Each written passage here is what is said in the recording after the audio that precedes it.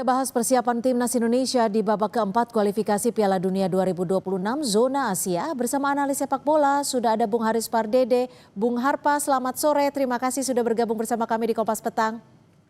Selamat sore.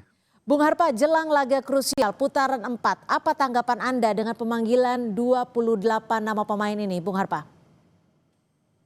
Iya, ini pertama yang mesti diingat masih skuad sementara, jadi mungkin nanti ada pencoretan sekitar 4 atau 5 nama.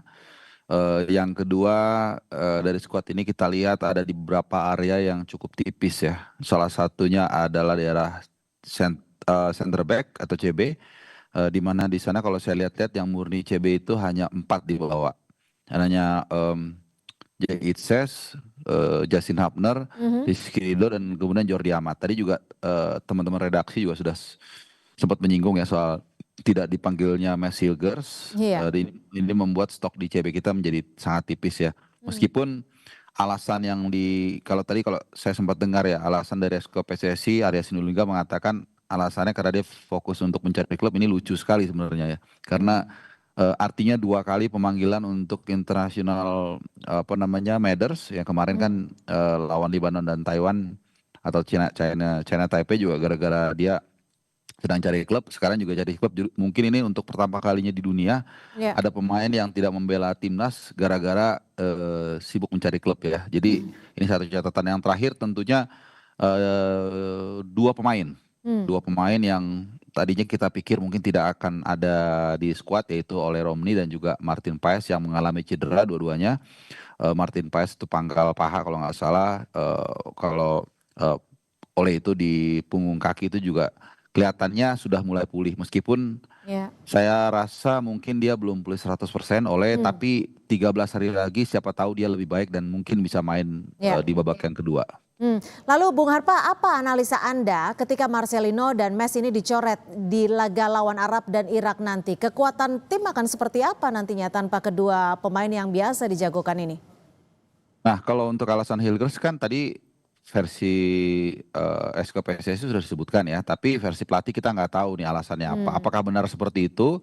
Ini kalau nggak luar biasa sekali nih, pemain bisa nggak membela tim nasional karena sibuk mencari klub, atau memang alasan teknis. Saya pikir kalau alasan teknis lebih masuk akal, artinya mungkin dia tidak masuk skema atau apa, itu lebih masuk akal ya. Kita belum tahu, kita belum mendengar. Sebenarnya yang lebih layak untuk memberikan alasan ini adalah pelatih ya. Kalaupun memang kita butuh jawaban.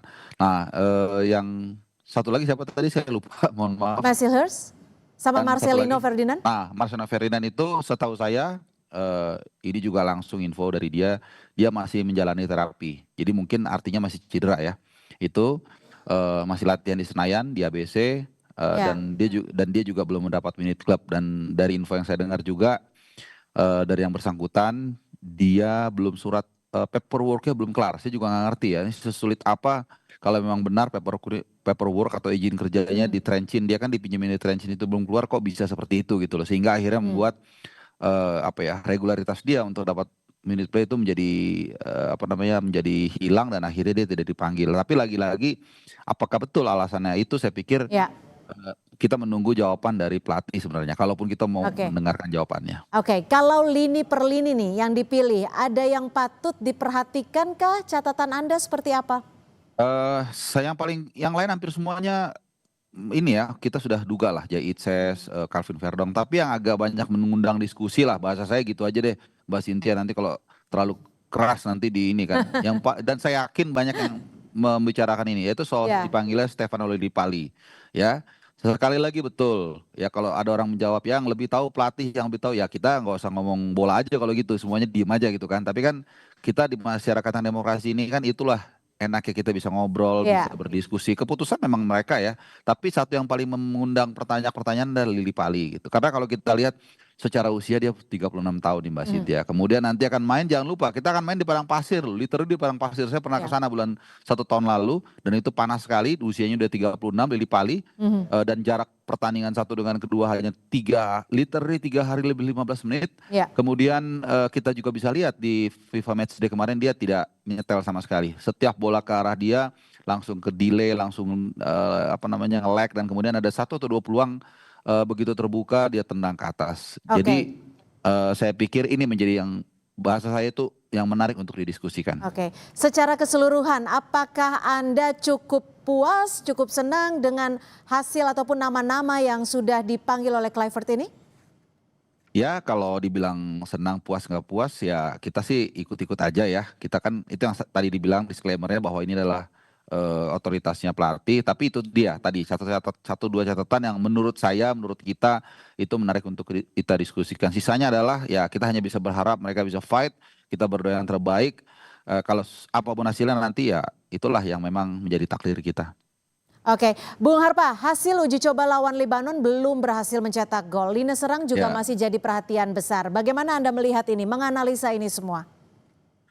Ya, saya pikir kita kurang klinikal ya, karena buat apa kita menguasai bola selama mungkin tapi kita tidak bisa. Jangankan menciptakan gol ya, membuat peluang aja nggak ada sama sekali ya. Ini kan menurut saya menjadi satu catatan tersendiri. Nah, tapi untungnya Ya. itu adalah masih friendly game lawan Libanon. Nah, kita berharap nanti lawan Saudi dan lawan Irak kita bisa lebih klinikal, bisa lebih apa namanya, bisa lebih agresif dalam menciptakan peluang. Karena kalau kita mau lolos Piala Dunia nanti definitely kita harus mencetak gol. Karena kalau kita nggak bisa mencetak gol, definitely kita nggak akan bisa lolos Piala Dunia. Jadi sesimpel itu. Ya. Dan kita berharap juga pada Emiliano Jonathan yang mungkin kalau Ole memang belum bisa tampil sebagai starter, belum bisa tampil full, Emiliano Jonathan yang kelihatannya akan maju sebagai pole position untuk mengisi posisi tersebut. Baik, terima kasih atas analisa dan juga perspektif Anda, Bung Harpa. Haris Pardede sudah berbagi di Kompas Petang. Selamat sore. Selamat sore.